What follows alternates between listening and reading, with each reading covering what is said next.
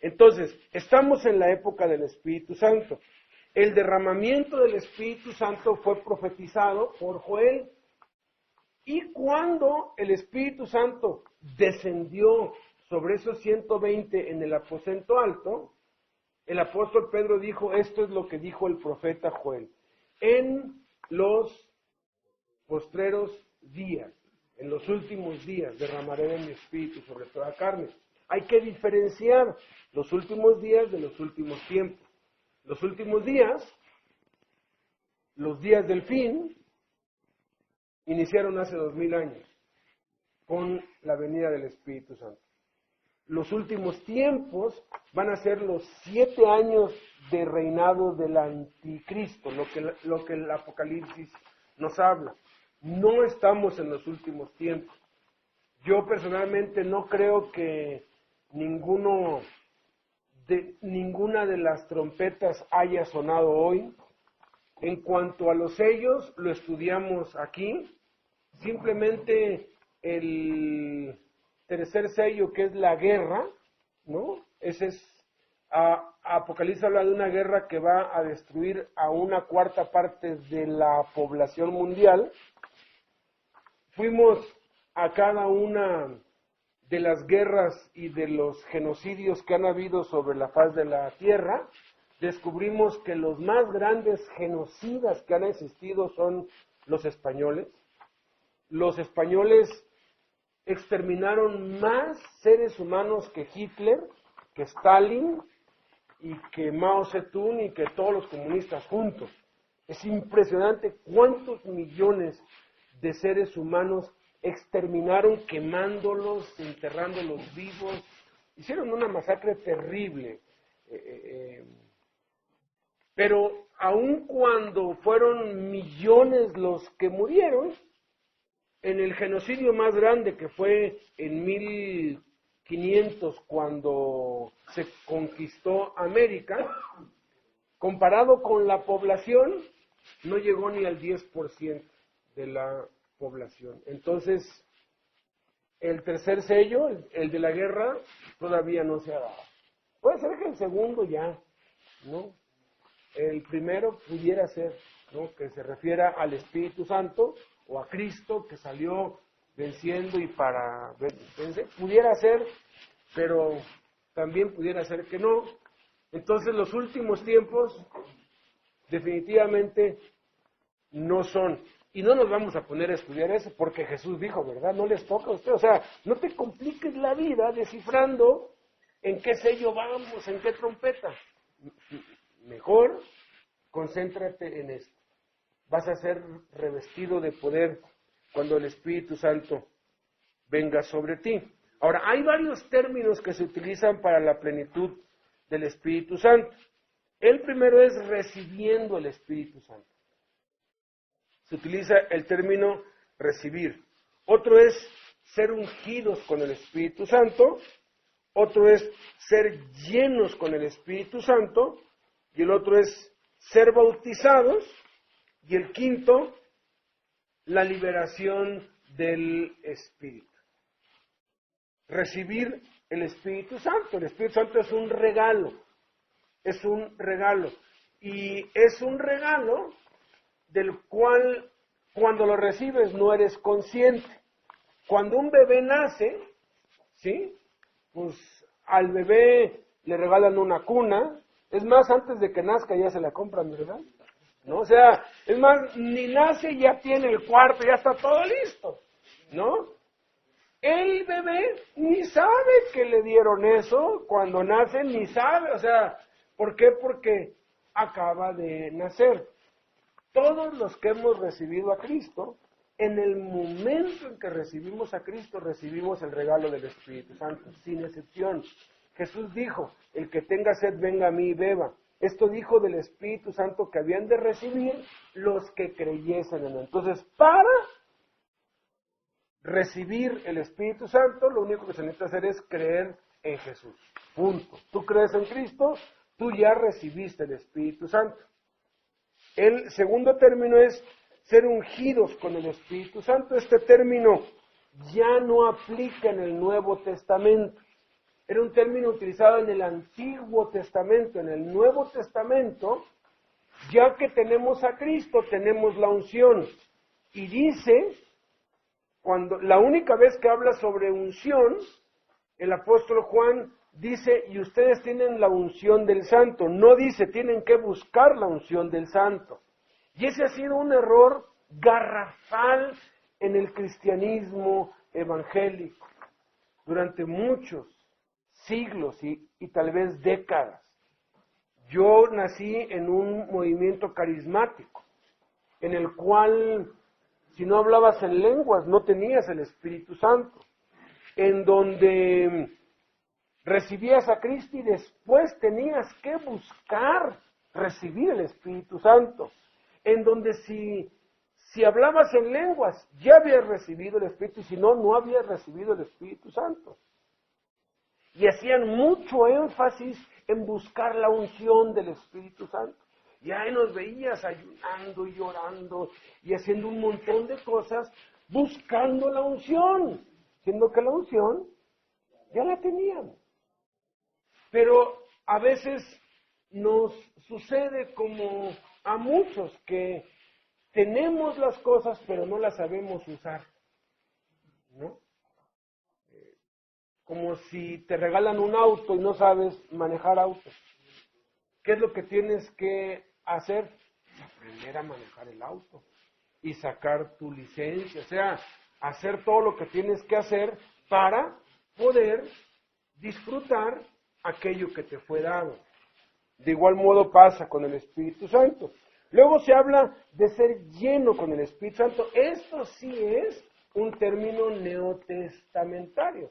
Si bien los 120 que estaban en el aposento alto tenían el Espíritu Santo, porque en Juan 21 Jesús les dice, reciban al Espíritu Santo, y recuerdan que es muy diferente, reciban el Espíritu Santo a reciban al Espíritu Santo. Cuando creímos en Cristo recibimos el Espíritu Santo. Alguien que nace, pues tiene a su papá, su mamá y su cuna y sus cosas. Pero conforme crece, ya es que dice, mi papá, mi mamá. Y ya sabe quiénes son. Entonces, una cosa es recibir padres cuando naces, y otra cosa es reconocer a tus padres cuando ya creces.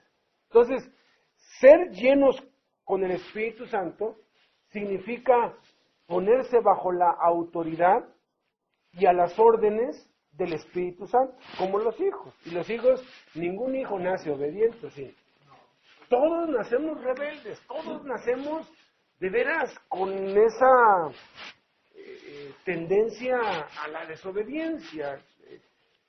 Los psicólogos y los que estudian a los niños descubrieron que el primer concepto que un niño entiende completamente es mío, la propiedad, el egoísmo. Y la segunda cosa que entiende es no. Entonces, no, o sea, el ir en contra, la rebeldía, fíjate, el egoísmo y la rebeldía son las dos primeras cosas, y hay un psicólogo aquí entre nosotros que nos puede, pues, confirmar eso. Somos rebeldes y egoístas por naturaleza.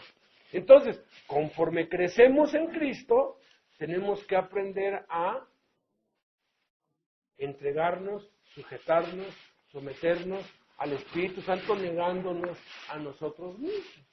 Y eso tiene que ver con ser llenos con el Espíritu Santo. Luego se habla sobre ser bautizados con el Espíritu Santo, y de eso es de lo que vamos a incursionar un poco más. Bautizo quiere decir primera señal, primera evidencia,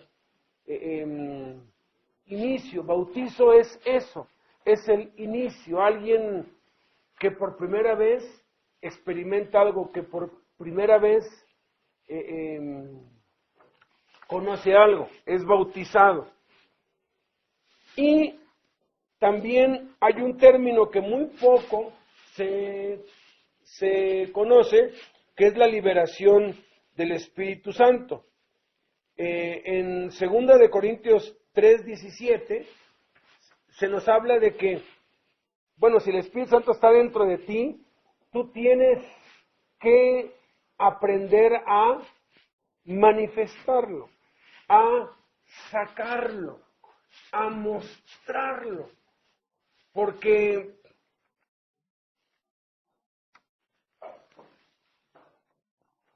cantamos y le pedimos al Espíritu Santo que haga cosas al revés de lo que debería ser. Hay un canto que dice: Espíritu de Dios, llena mi vida, llena mi alma, ¿no? Llena mi ser, lléname, lléname. Y dependiendo de lo que hay en tu mente, es un canto correcto o es un canto incorrecto. Porque si tú crees que el Espíritu Santo está afuera, ¿sí? Si tú crees que el Espíritu Santo está afuera y va a venir de fuera a llenarte, está mal. ¿Por qué? Porque lo tienes adentro de ti. Si nos va a llenar, lo va a hacer desde adentro hacia afuera, ¿no? Y hay muchos otros cantos que específicamente dice: ven a mi vida, desciende sobre mí. Si ya está dentro de mí, no puede descender sobre mí porque ya está. Entonces, más bien debería ser: fluye de mí o sal de mí. Hay un hombre muy reconocido en el medio cristiano, él es pastor en Cuernavaca, ya está pues grande, y él ha escrito libros, y bueno, sí que tiene pues tiene una trayectoria muy buena, muy amplia, y él cuenta que después de un culto en su iglesia allá, dos mujeres, hermanas de la congregación, campesinas, analfabetas, vinieron a hablar con él hasta el último. Y le pidieron: hermano, ¿nos permitiría orar por usted para que sea lleno con el Espíritu Santo? Y él dice que se ofendió. No, porque dijo: ¿cómo? Pues si yo tengo doctorado en teología y estudié en Francia y en Estados Unidos y estas dos que ni saben leer quieren que yo sea lleno con el Espíritu Santo. Les dijo: no, pues a ustedes ¿qué les pasa? Pues si yo he escrito libros, yo conozco la doctrina y la teología, y las empezó a regañar. Ya después de que las regañó, se quedaron viendo las dos ancianitas y lo voltearon a ver otra vez y dijeron: bueno, ¿ya tiene usted el Espíritu Santo? ¿Está usted lleno? Sí, claro que estoy lleno con el Espíritu Santo. Bueno, entonces nos permite orar para que se le note. Y él cuenta que había estado irritable todo el tiempo, trataba mal a la gente, trataba mal a su esposo, trataba mal a sus hijos, era gruñón, malhumorado todo el tiempo, se deprimía a cada rato. Es terrible, pero mira, es increíble que un pastor se suicide por depresión. Pero ¿existe eso? ¿Existe eso? A mí de pronto me llegan fulano y digo: sí, será un gran predicador, se suicidó, y la esposa sale y habla y dice: sí, es que mi esposo sufría depresión. Oye, espérame, el fruto del Espíritu Santo es amor, gozo, paz, nada más con esas tres cosas. Si tú no amas, si tú no muestras amor, si tú no eres amable, cariñoso, si tú no eres capaz de tratar bien, sobre todo a los que viven en tu casa, porque luego uno trata bien a todo el mundo, pero a los de casa no los trata bien. Si tú no estás lleno de gozo, es diferente la alegría del gozo. Pero si tú no tienes gozo y no tienes paz, entonces, por más que sepas del Espíritu Santo, tú no estás lleno con el Espíritu Santo. Entonces tienes que aprender cómo liberar el amor, cómo liberar el gozo, cómo liberar la paz que ya tienes adentro de ti. Y si nos vamos un poco más allá, tienes un don, de los 9 dones tienes uno. Tienes que aprender cómo manifestarlo hasta el último. Anoten, hasta el último.